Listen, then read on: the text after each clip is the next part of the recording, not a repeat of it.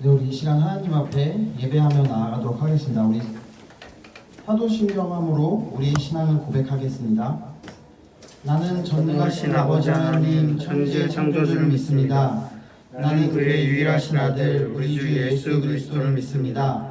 그는 성령으로 잉태되어 동정녀 마리아에게서 나시고 본디오 빌라도에게 고난을 받아 십자가에 못 박혀 죽으시고 장사된 지 사흘 만에 죽은 자 가운데서 다시 살아나셨으며 하늘에 오르시어 전능하신 아버지 하나님 우편에 앉아 계시다가 거기로부터 살아있는 자와 죽은 자를 심판하러 오십니다. 나는 성령을 믿으며 거룩한 공교회와 성도의 교제와 죄를 용서받는 것과 몸의 부활과 영생을 믿습니다. 아멘. 할렐루야. 아멘. 아멘. 오랜만에 보는 것 같습니다. 이렇게 함께 모여서 함께 하나님을 예배할 수 있다는 것 자체가 너무나 영광이고 너무나 좋은 것 같습니다. 우리가 이 시간 같이 찬양할 때 우리가 하나님께서 우리에게 주신 그 말씀 가운데서 우리가 굳게 서며 하나님 약속하신 그 말씀 위에 나아가는 우리가 될 수 있었으면 좋겠습니다. 우리 가사는 악보 드렸으니까 악보를 보면 좋을 것 같습니다. 우리 시간 같이 함께 찬양하겠습니다.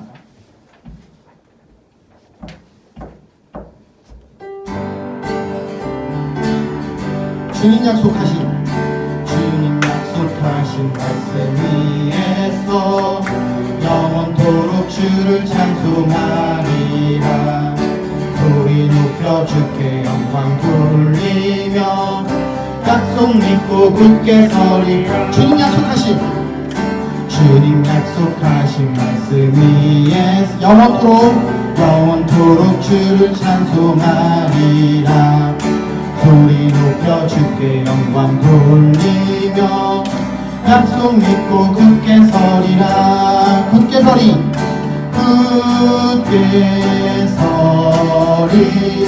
영원하신 말씀 위에 굳게 서리 그 말씀 위에 굳게 서리. 주님 약속하신 말씀이 세상 염려 내게 엄습할 때에 용감하게 힘써 싸워 이기며 약속 믿고 굳게 서리라. 주님 약속하신 말씀이 영원하신 주의 사랑이 믿어 성령으로 힘써 싸워 이기며 약속 믿고 굳게 서리라. 굳게 서리 영원하신 말씀 위에 굳게 서리 그 말씀 위에 굳게 서리. 4절입니다. 주님 약속하신 말씀 위에서 성령 인도하는 대로 행하며 주님 품에 항상 얻으며 약속 믿고 굳게 서리라. 굳게 서리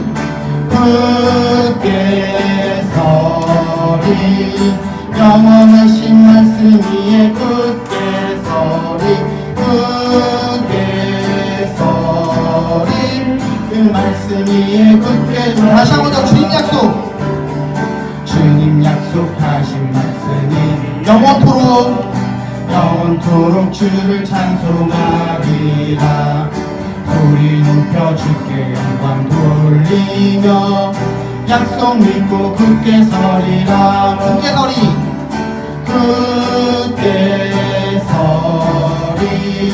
영원하신 말씀 위에 굳게 서리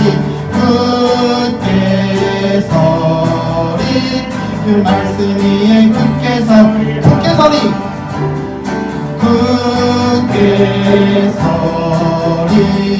영원하신 말씀 위에 굳게 서리 그 말씀 위에 굳게 서리라. 네, 교회 같이 찬양하겠습니다.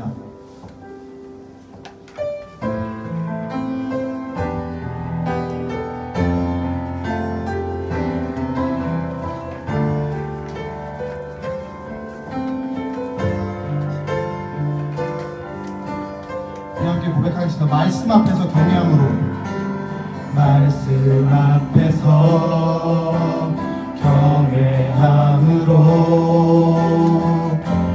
주께 홀로 섭니다. 생명의 말씀 읽고 순종해 주를 예배합니다. 기록된 말씀, 기록된 말씀 힘이 있어서 진리로 우리 거룩해 하며 거룩한 말씀 세세 영원히 복음이 되어 말씀하시네. 하나님 말씀에 두려워 떠는 자, 그 말씀에 생명을 거는 자 한 사람 찾으시는 주님의 약속을 믿어 하나님 말씀에 운명을 거는 자 순종하며 주 따라가는 자 영원한 하나님 나라 일어날 주의 교회여 일어나. 우리 다시 한 번 더 말씀 앞에서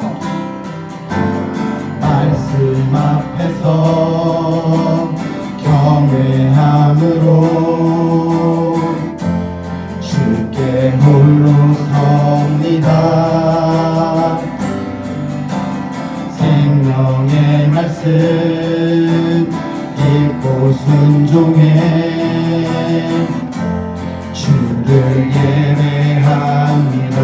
기록된 말씀, 기록된 말씀 힘이 있어서 진리로 우리 거룩해 하며 거룩한 말씀 세세 영원히 복음이 되어 말씀하시네. 하나님 말씀에 두려워 떠는 자, 그 말씀에 생명을 거는 자 한 사람 찾으시는 주님의 약속을 믿어 하나님 말씀에 운명을 거는 자 순종하며 주 따라가는 자 영원한 하나님 나라 일어날 주의 교회여 일어나. 하나님 말씀에 두려워 떠는 자, 하나님 말씀에 두려워 떠는 자, 그 말씀에 생명을 거는 자 한 사람 찾으시는 주님의 약속을 믿어 하나님 말씀에 운명을 거는 자 순종하며 주 따라가는 자 영원한 하나님 나라 이뤄갈 주의 교회여 싫어. 우리 마지막으로 하나님 말씀에 두려워 떠는 자. 하나님 말씀에 두려워 떠는 자, 그 말씀에 생명을 거는 자, 한 사람 찾으시는 주님의 약속을 믿어. 하나님 말씀에 운명을 거는 자, 순종하며 주 따라가는 자, 영원한 하나님 나라 일어날 주의 교회여 일어나라. 이 시간 함께 같이 기도하며 나아가기 원합니다. 방금 우리가 고백했던 것처럼 우리 하나님 말씀 앞에서 경외함으로 주님께 나아갈 수 있었으면 좋겠습니다. 우리가 하나님 말씀에 우리의 삶을 걸었으면 좋겠습니다. 하나님께서 우리에게 부어주시는 그 말씀에 우리가 주님을 따라갈 수 있었으면 좋겠습니다. 우리가 이 시간 함께 같이 기도할 때 하나님, 내가 예배 가운데 하나님 말씀 듣기 원합니다. 그 말씀 통해서 하나님 따라가고 하나님 경외함으로 하나님 한 분만 바라보기 원합니다. 주님 예배 가운데, 우리 중등부 예배 가운데 주님 함께 하셔서 주의 말씀을 들려주시고 하나님의 사랑을 부어달라고 우리 시간 함께 같이 기도하며 나아가도록 하겠습니다. 우리 함께 기도하겠습니다.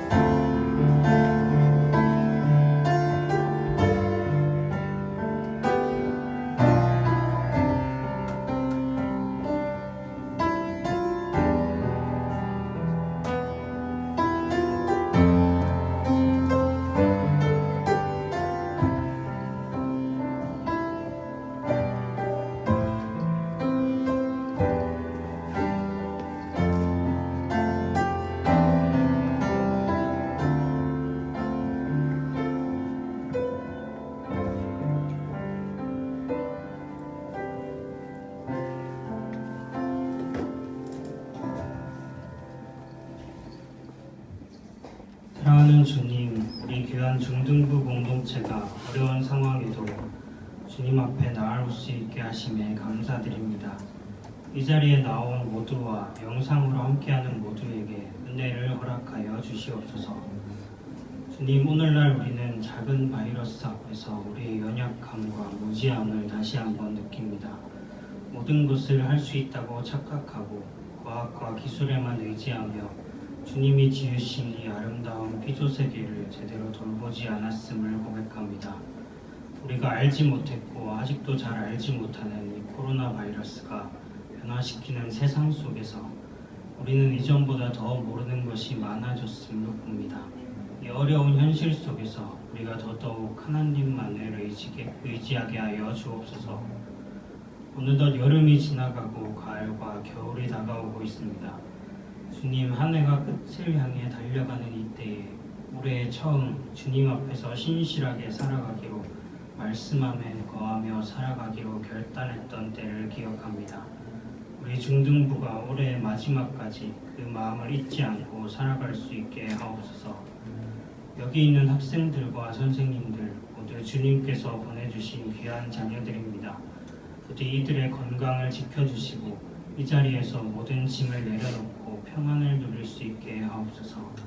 또한 성령님께서 이 자리에 역사하여 주셔서 사람의 말이 아닌 하나님의 말씀을 듣게 하여 주시옵소서. 감사드리며 이 모든 말씀 우리 주 예수 그리스도의 이름으로 기도드렸습니다. 아멘.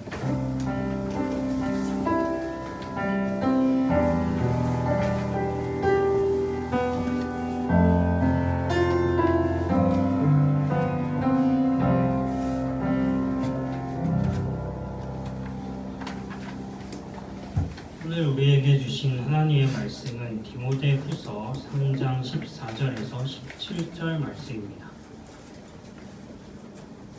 네, 말씀은 뒤에 이렇게 적어두었고요. 우리 성원쌤의 예쁜 글씨로 적어두었으니 잘 읽어주시면 됩니다. 함께 봉독하겠습니다. 그러나 너는 배우고 신한 일에 거하라. 너는 내가 누구에게서 배운 것을 알며 또 어려서부터 성경을 알았느니 성경은 능히 너로 하여금 그리스도 예수 안에 있는 믿음으로 말미암아 구원에 이르는 지혜를 알게 하느니라.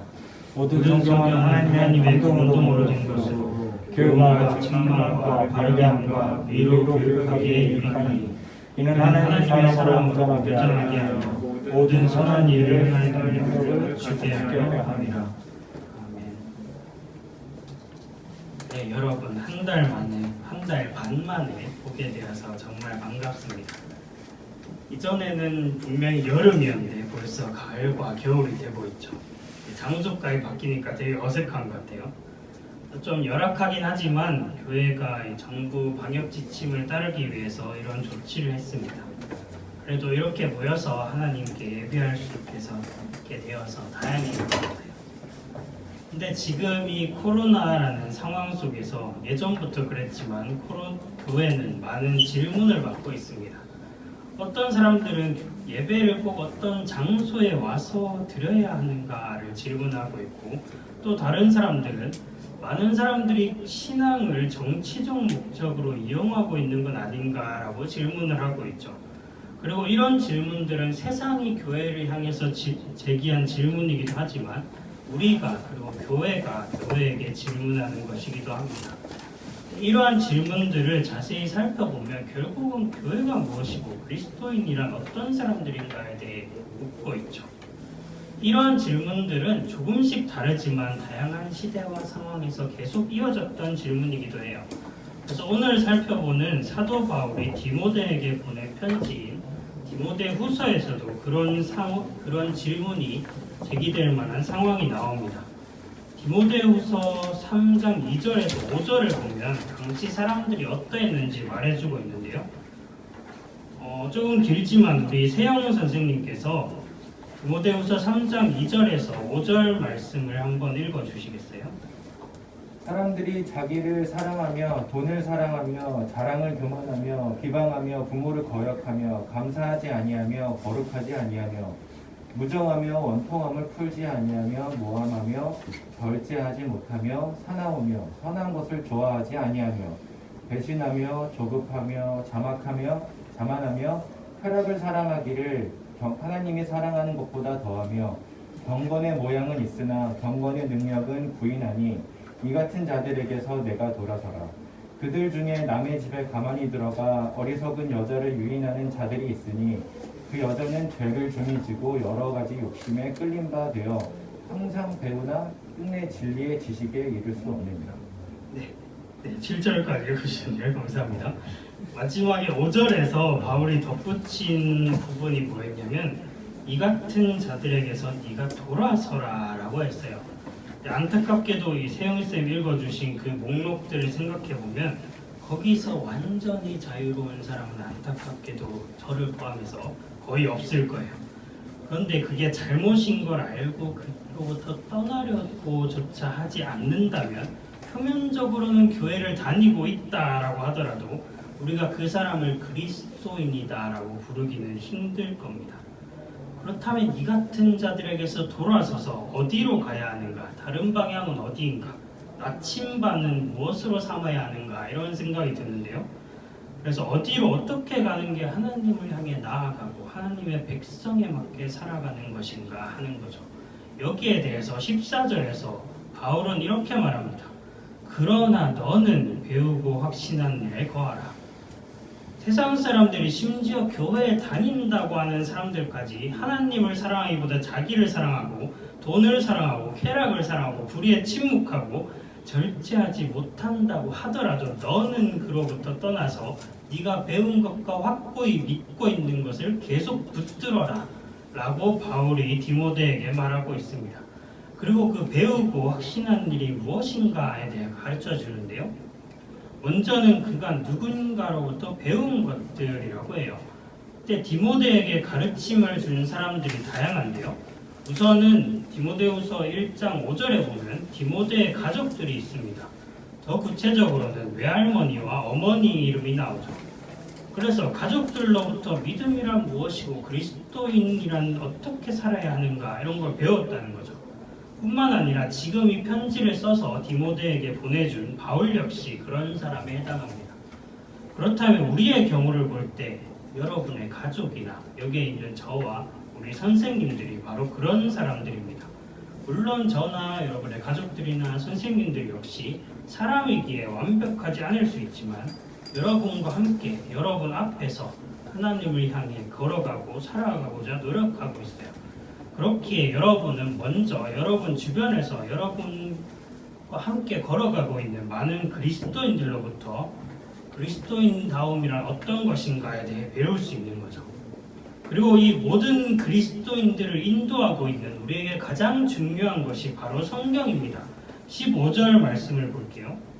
또 어려서부터 성경을 알았나니 성경은 너희 너로 하여금 그리스도 예수 안에 있는 믿음으로 말미암아 구원에 이르는 지혜가 있게 하느니라. 여기서 바울은 성경이 우리에게 주는 유익을 이렇게 표현해요. 그리스도 예수 안에 있는 믿음으로 말미암아 구원에 이르는 지혜가 있게 한다. 그렇다면 성경은 먼저 우리를 구원에 이르게 하는 예수님에 대해 알려줍니다. 정확히는 예수님을 통해 결정적으로 드러난 삼위일체의 하나님에 대해 알려주죠. 성경이 말해주고자 하는 바를 한 줄로 요약하면 하나님이 세상에 오신 이야기라고 할 수 있어요. 하나님께서 세상을 만드시고 세상을 사랑하시기로 결정하신 것, 하나님께서 친히 세상에 오셔서 세상의 죄를 대신 지시고 세상을 구원하시기로 결정하신 것, 그리고 하나님께서 세상의 만물을 새롭게 하시기로 결정하신 것입니다. 이게 바로 성경이 보여주는 이야기죠. 여기에서 드러난 하나님은 바로 우리를 위하시는, 세상을 위하시는 하나님이세요.